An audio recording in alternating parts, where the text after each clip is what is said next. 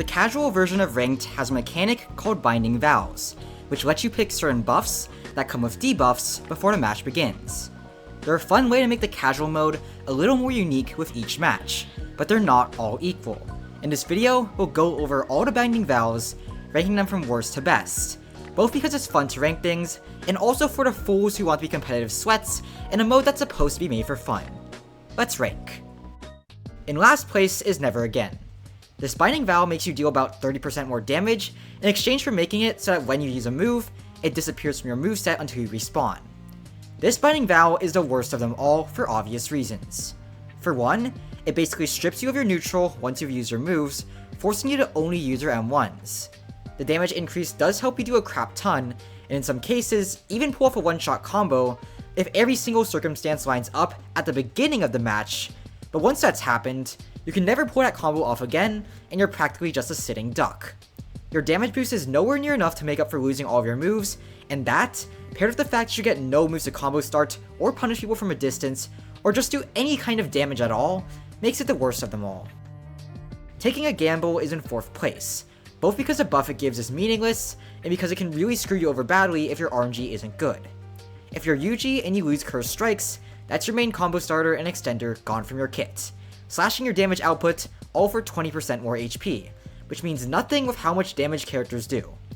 The move you lose will generally make your opponent take longer to kill, while the HP buff does little to make you take any longer to kill. It's just a bad buff for a bad debuff. I'm putting Overtime in 3rd place, behind Revealing One's Hand, but I have to say that it's very close.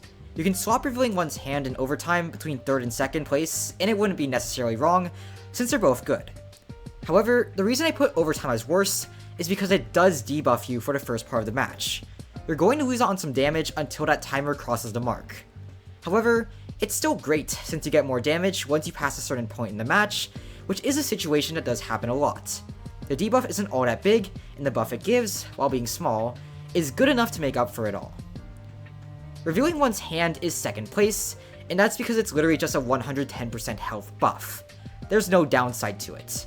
Showing your cooldowns in Awakening meter to other players won't mean anything, because there's not much they can do about it anyways.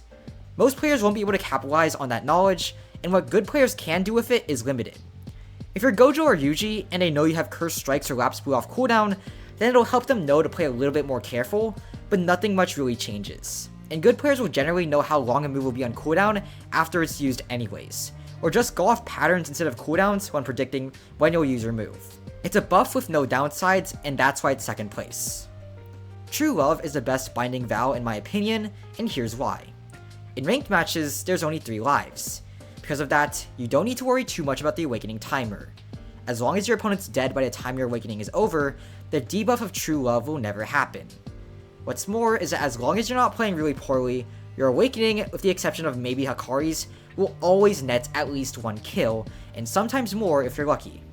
Awakenings also tend to come into play near the end of the match, unless you're losing horribly and are down to your last stock against someone who has all 3, in which case, you'd have been screwed no matter what you picked.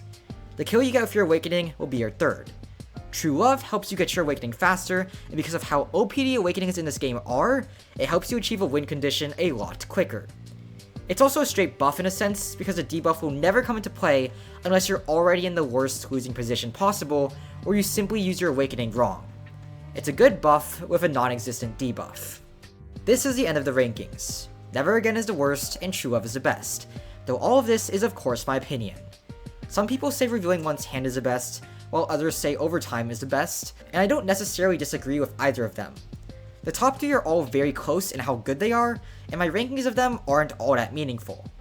Actually, none of these rankings are meaningful, considering that it's literally a casual mode where the goal is more so to have fun than to win.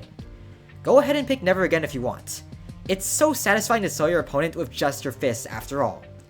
However, making rankings like this are fun to make, and if you want to go ahead and make your own rankings in the comments with your reasonings too, feel free to disagree with me on this, since it's a fun mechanic and not some core element of gameplay. If you enjoyed this video, subscribe to this channel, because it helps me continue to create content and lets you be notified of fun stuff like this. I'm Noob Eternally, thanks for watching, and I'll see you next time in another video. Bye.